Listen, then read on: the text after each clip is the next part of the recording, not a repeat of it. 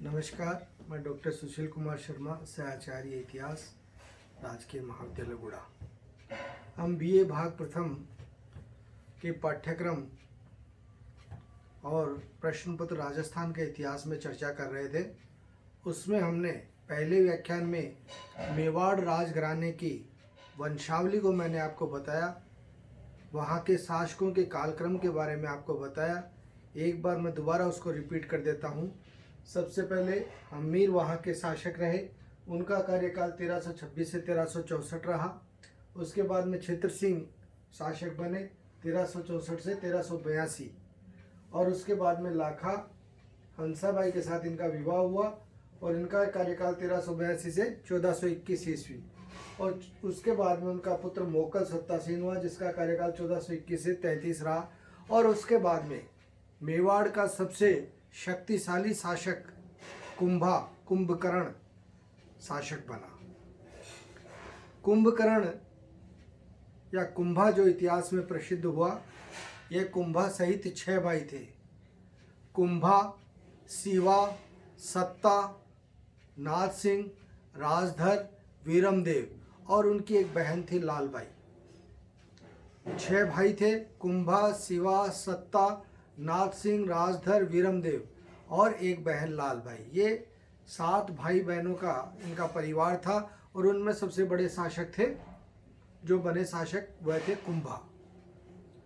कुंभा का देखिए प्रारंभिक काल बड़े संघर्ष का काल रहा, क्योंकि कुंभा का प्रारंभ जो था और मोकल का जो अंतिम समय था, उसमें क्षेत्रीय शक्तियों का उदय हो गया था और उसकी पारिवारिक स्थितियां भी बहुत ही विकट दौर में थी। मोकल की हत्या कर दी गई उसके चचेरे भाइयों चाचा व मेरा के द्वारा।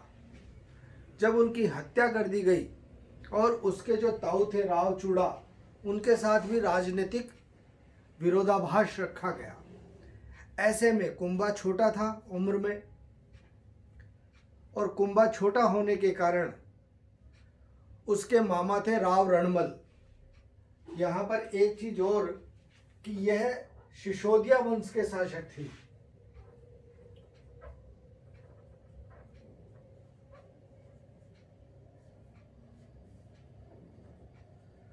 और यहाँ पर मेवाड़ का जो राजघराना रहा वह सिसोदिया वंश का राजघराना रहा।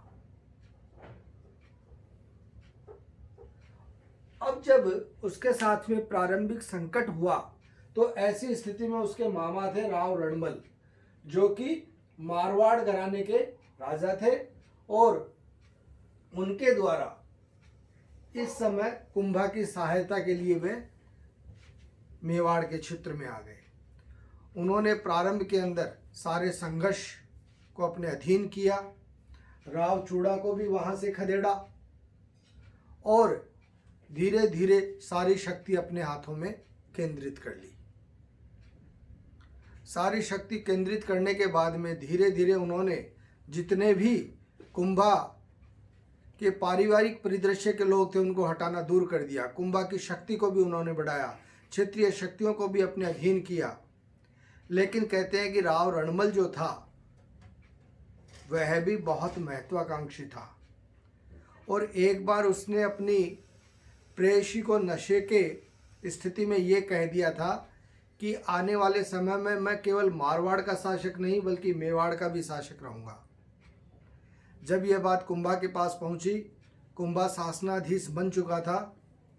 कहा यह जाता है कि कुंभा के द्वारा ही जिस मामा ने उसको खड़ा किया था, उसकी हत्या महपा पवार के द्वारा 1438 ईस्वी में करवा दी गई। 1433 में जो राव रणमल आया था और जिसने 5 साल तक पूरे मेवाड़ को एक शक्ति का केंद्र बनाया, उसी की हत्या कुंभा के द्वारा करवा दी गई थी। और 1438 ईस्वी तक आते आते कुंभा बहुत ही मजबूत स्थिति में आ गया था। जब यह राजनीतिक घटनाक्रम चल रहे थे, तो अब यहाँ पर स्थिति बदली। राव चूड़ा जो था वह वापिस मेवाड़ के परिदृश्य में आ जाता है, और मेवाड़ के क्षेत्र में आने के बाद में उसके द्वारा सबसे पहला, क्योंकि उसका प्रबल शत्रु कौन था, राव रणमल, सबसे पहला उसके द्वारा वहां पर आक्रमण किया जाता है। जब राव रणमल की हत्या हो जाती है तो उसका पुत्र था राव जोधा। राव जोधा वहां से भाग निकलता है। चित्तौड़ से पास ही अरबली नामक स्थान पर रावचूड़ा की भी, जैसा मैंने पहले उसमें बताया था कि इसके द्वारा प्रतिज्ञा की जाती है कि वह आजीवन अविवाहित रहेगा, लेकिन जब परिस्थितियां उसके अनुकूल नहीं रहती है तो वह शादी भी कर लेता है। और इतिहास के अंदर उसके एक पुत्र की भी चर्चा आई है जिसका नाम कुंतल है। यहीं पर जब ये आपस के पारिवारिक संघर्ष चल रहे थे तो राव रणमल के द्वारा राव चूड़ा के छोटे भाई राघव देव, जो कि कुंभा का चाचा था, उसकी हत्या करवा दी जाती है। इस परिस्थिति में राव चूड़ा इस अवसर की तलाश में था कि राव रणमल को सजा मिले। जैसे ही राव रणमल की हत्या होती है वह जोधा का पीछा करता है। चित्तौड़ के समीप अरबली नामक स्थान पर दोनों सेनाओं में भयंकर युद्ध होता है। जोधा की निर्णायक पराजय होती है, लेकिन इस समय कुंभा की जो दादी माँ थी हंसाबाई, वह भी जोधपुर घराने से थी, मारवाड़ से थी। कहा जाता है कि उसके द्वारा कुंभा को समझाया जाता है कि वह आपसी संघर्ष ना करे, और कुंभा इस बात को स्वीकार भी कर लेता है। लेकिन इतिहासकार इसको सही नहीं मानते। वो मानते हैं कि इस समय कुंभा के और जो संघर्ष की स्थितियां थी वो ज़्यादा महत्वपूर्ण थी। मालवा का क्षेत्र था, गुजरात का क्षेत्र था, वहाँ के संघर्ष उसके लिए ज़्यादा प्रभावी थे, इसलिए उसके द्वारा इस संघर्ष को टाल दिया जाता है और राव जोधा को माफ़ कर दिया जाता है और उसे मारवाड़ का क्षेत्र शासन के लिए दे दिया जाता है। और इसी जोधा के द्वारा जोधपुर शहर को बसाया गया था।